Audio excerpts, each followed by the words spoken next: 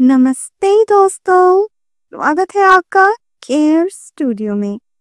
और आज हम लेकर आए हैं आपके फेवरेट चाइनीज ड्रामा और जनरेशन के अगले 7 और 8 एपिसोड्स की कहानी। तो चलिए बिना देरी किए शुरू करते हैं। हम कहानी में आगे देखते हैं कि लिंग ताओ अभी भी थोड़ी उदास होती है, क्योंकि उसे समझ में नहीं आ रहा होता कि ये सब हुआ कैसे। वो और उसके सारे दोस्त स्कूल में यही बात को डिस्कस कर रहे होते हैं कि आखिर जियांग जियाओजी की मॉम, जो कि बिजनेस ट्रिप पे गई थी, वो इतनी जल्दी वापस कैसे आ गई। यू जियाओ लिंग ताओ को साइड में बुलाकर बताता है कि उन्होंने जिस नोट पर लिखकर जियांग जियाओजी को टाइम और प्लेस बताया था, वो नोट अब मिसिंग है। तो पक्का ये किसी क्लासमेट का काम है। दूसरी तरफ स्कूल में सभी लोग लिन यिंगताओ और लू जियाओ को अलग निगाहों से देखने लगते हैं, क्योंकि उन दोनों की एक्वेरियम में खींची गई फोटोज वायरल हो रही थी स्कूल में, जिसमें वो दोनों काफी क्लोज दिख रहे थे। एक्चुअली ये फोटो ली फेंग ने ही खींची थी और उन्हें पूरा शक था कि ये दोनों एक कपल है। और लिन यिंगताओ फिर भी जियांग जियाओजी के पीछे पड़ी हुई है। उनकी क्लास टीचर को भी ये बातें पता चलती हैं। उनकी क्लास टीचर उनके पेरेंट्स को बुलाती है। उनके पेरेंट्स वहां आते हैं और उनकी दोनों मॉम्स उन फोटोज को देखकर खूब हंसती हैं। उन्हें वो फोटोज काफी क्यूट लगती हैं। वो उनकी क्लास टीचर से कहती हैं कि एक्चुअली हमारे बच्चे बचपन से ही दोस्त हैं, तो ये ऐसे साथ में घूमना उनके लिए कोई बड़ी बात नहीं है। ये सुनकर टीचर भी अब आगे कुछ नहीं बोल पाती है। फिर जाते वक्त लू जियाओ की मॉम क्लासरूम के बाहर आकर लू जियाओ को कहती है कि तुम्हें लिन यिंगताओ का ध्यान रखना चाहिए, वो अभी स्कूल में नई है, तो तुम्हारी जिम्मेदारी बनती है कि तुम उसका पूरा ध्यान रखो। उन्होंने सबके सामने लिन क्विले को लिन यिंगताओ के नाम से बुलाया था। तो इसका मतलब अब स्कूल में सबको पता चल चुका है कि लिन यिंगताओ ही लिन क्विले है। इस राज का पता चलने की वजह से अब स्कूल में सब उसी बारे में बात करते हैं। जियाओ मैन भी अपने दोस्तों से वही बात कर रही होती है कि मुझे तो हमेशा से पता था, मगर जियांग जियाओजी मुझसे गुस्सा ना हो जाए इसलिए मैंने किसी को नहीं बताया। फिर उसने वो नोट अपने सब दोस्तों को दिखाया जो लिन यिंगताओ ने जियांग जियाओजी को लिखकर टाइम और प्लेस बताने के लिए छोड़ा था। तो असल में वो नोट जियाओ मैन ने उसकी मम्मा को दिया होगा। स्कूल के फोरम पर भी यही सब बात चल रही थी। दूसरी तरफ ओलंपियाड्स के कैंप में जियांग जियाओजी को भी ये बात पता चल गई थी कि स्कूल में सबको पता चल चुका है कि लिन यिंगताओ ही लिन क्विले है, और सब उसे परेशान कर रहे हैं इस बात को लेकर के। उसे उसकी टेंशन होने लग जाती है। वह उसके पास भागा भागा जाना चाहता था, मगर वो कैंप के बाहर नहीं जा सकता। लिन यिंगताओ भी भागी भागी उस कैंप के अंदर आ जाती है और उसे ढूंढने लगती है। दूसरी तरफ जियांग जियाओजी भी उसको ढूंढते ढूंढते वहां पहुंच जाता है। वो लोग कुछ बात करते इससे पहले ही सिक्योरिटी गार्ड आ जाता है। सिक्योरिटी गार्ड जियांग जियाओजी को तो जानता था, मगर वह लिन यिंगताओ को देखकर पूछता है कि तुम यहाँ क्या कर रही हो। लिन यिंगताओ उसे कहती है कि मैं यहाँ अपना रैबिट ढूंढ रही थी, मेरा रैबिट यहाँ खो गया था। वो एक्चुअली छोटी छोटी बातों पर डर जाता है, इसलिए मैं उसे समझाने आई थी कि यहाँ सब ठीक है और वो अपने काम पे ध्यान दे सकता है। असल में वो जियांग जियाओजी को ही रैबिट बुला रही होती है। लिन यिंगताओ की बात सुनकर जियांग जियाओजी को हंसी आ जाती है। जियांग जियाओजी फिर कहता है कि मैं भी यहाँ पर अपनी कैट ढूंढ रहा था। मेरी कैट बहुत वाइट है और क्यूट है और उसकी क्यूट सी रेड नोज भी है। मुझे लगा बाहर बारिश हो रही है और इतना खराब मौसम है, तो क्या पता वो परेशान हो गई हो और अकेले में रो रही हो, पर शायद मैंने अपनी कैट को कम समझा था। वो तो बहुत स्ट्रॉन्ग है और वो मेरे बिना भी अपना गुजारा कर सकती है। जियांग जियाओजी असल में लिन यिंगताओ को ही अपनी बिल्ली बुला रहा था। सिक्योरिटी गार्ड को दोनों की बातें समझ में नहीं आती और वह दोनों को अपने अपने रास्ते भगा देता है। एक दूसरे से बात नहीं कर पाने की वजह से वो दोनों दुखी हो जाते हैं, मगर उनके पास कोई रास्ता भी नहीं होता। तभी लिन यिंगताओ को एक रास्ता सूझता है और वह बाहर जाकर किसी का म्यूजिकल इंस्ट्रूमेंट चुराकर सड़क के किनारे जाके खड़ी हो जाती है और गाना गाने लगती है।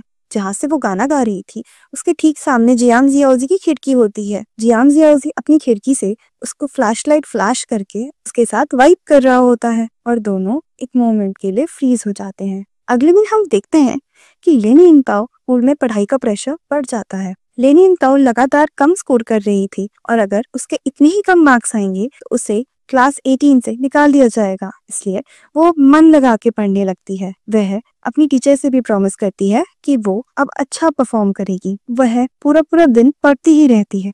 इस बात से चिंता करके उसकी मम्मा यू जियाओ को बुलाती है और लू जियाओ वहां आकर के लिन यिंगताओ को बास्केटबॉल खेलने ले जाता है। बास्केटबॉल खेलने से लिनिंगताओ को काफी रिलैक्स फील होता है। तभी वहाँ यूयन आ जाती है। किसी ने यूयन की कॉलर ट्यून बदल दी थी और उसे पूरा यकीन था कि ये काम लू जियाओ का है, तो वह लू जियाओ का फोन चेक करने लगती है गुस्से में। लू जियाओ का फोन चेक करने पर उसे उस फोन में दिखता है कि लू जियाओ ने अपने और लिनिंगताओ की रोमांटिक कंपैटिबिलिटी टेस्ट की होती है, जिसमें वो 80% मैच होती है। ये देखकर यूयन को बहुत दुख होता है, क्योंकि असल में वो लू जियाओ को काफी समय से पसंद करती थी, मगर शायद लू जियाओ लिनिंगताओ को पसंद करता था। यूयन वो रिजल्ट लिनिंगताओ को दिखा करके वहां से गुस्से में चली जाती है। लिनिंगताओ भी उसको देख के शॉक हो जाती है और फिर फोन वापस लू जियाओ को लटा के यूयन के पीछे पीछे चली जाती है। वो यूयन को समझाने की कोशिश करती है, मगर यूयन उसकी नहीं सुनती और यूयन से कहती है ये सब मजाक होगा,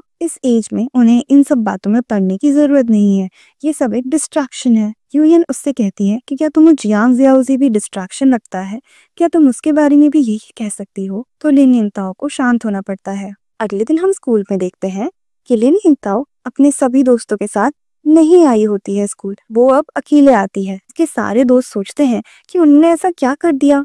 वे एक दूसरे से ये बात डिस्कस भी कर रहे होते हैं। फिर लिनिंगताओ से पूछ ही लेते हैं कि आखिर हमने ऐसा क्या किया है जो तुम अब अकेले आती हो। पर वो अपने दोस्तों से कुछ नहीं कहती और उनसे कहती है कि अब मैं अकेली रहूंगी। फिर छुट्टी के टाइम भी वो उन लोगों से अलग यूयन के साथ जाने की कोशिश करती है, मगर यूयन उसे अकेला छोड़ के वहां से चली जाती है। ये देखकर उसके सारे दोस्तों को लगता है कि पक्का इन दोनों में कोई लड़ाई हुई है और इन दोनों लड़कियों की लड़ाई की वजह से हम फंस गए हैं और ये हमसे बात नहीं कर रही। उसके बाद स्कूल में स्पोर्ट्स डे का प्रोग्राम होने वाला होता है, जिसमें लू जियाओ बास्केटबॉल टीम का कैप्टन होता है। सभी पार्टिसिपेंट्स की लिस्ट लगी होती है। वहाँ पर ये लिनिंगताओ जाकर के चेक करती है तो किसी ने उसका नाम भी चीयर लीडिंग स्क्वाड में डाल दिया होता है। उसको समझ में नहीं आता कि आखिर किसने किया। तभी लू जियाओ उससे कहता है कि ये मैंने किया है, तुमने कहा था ना कि अगर मैं बास्केटबॉल खेलूंगा तो तुम मुझे सपोर्ट करोगी। लिनिंगताओ को बड़ा गुस्सा आता है। वह चीयर लीडिंग टीचर के पास जाने लग जाती है, क्योंकि उसे अपना नाम उस लिस्ट से हटाना होता है। दूसरी तरफ चीयर लीडिंग के रूम में हम देखते हैं कि जियाओ मैंग अपने सभी दोस्तों के साथ चीयर लीडिंग टीम में होती है और लिनिंगताओ को ही डिस्कस कर रही होती है। वो सभी लोग आपस में एक दूसरे से लिनिंगताओ के बारे में बात कर रहे होते हैं। तभी वहाँ यूयन आ जाती है। सब लोग कहते हैं कि ये लड़की पिछले साल भी थी, ये हर साल पार्टिसिपेट तो करती है पर अगर किसी से भी बात नहीं करती, इसमें बहुत एटीट्यूड है। लिनिंगताओ वहाँ आती तो है चीयर लीडिंग टीचर से बात करके अपना नाम हटाने के लिए, लेकिन यूयन को देखकर उसका मन बदल जाता है। फिर वो भी टीम में पार्टिसिपेट कर लेती है और यूयन के साथ डांस करने लगती है, मगर उसका डांस बहुत बुरा होता है। जज उससे कहती है कि तुम्हें बहुत सारी इंप्रूवमेंट की जरूरत है। तो लिनिंगताओ कहती है कि हाँ मैम, यूयन बहुत अच्छा डांस करती है और यूयन ने मुझे स्कूल के बाद 1 घंटा ट्यूशन लेने का भी कहा है। ये सुनकर उसकी टीचर खुश हो जाती है और वहां से चली जाती है। अब यूयन फंस जाती है, उसे लिनिंगताओ को सिखाना ही पड़ता है। लिनिंगताओ और यूयन फिर से क्लोज आ जाते हैं। लिनिंगताओ फाइनली इम्प्रूव होने लगती है, मगर तभी जियाओ मैन डांस करते करते लिनिंगताओ के पास में गिर जाती है और सबसे कहती है कि लिनिंगताओ ने उसे गिरा दिया। लिनिंगताओ मना करती है, मगर सब उसे कहते हैं कि ये जरूर जियाओ मैन की जगह लेना चाहती है, इसलिए उसे गिराने की कोशिश कर रही है। यूयन सबसे लड़ाई कर लेती है लिनिंगताओ के लिए। ये देखकर लिनिंगताओ को और टच्ड फील होता है। तो ये थी दोस्तों हमारे आज के एपिसोड 7 और 8 की कहानी।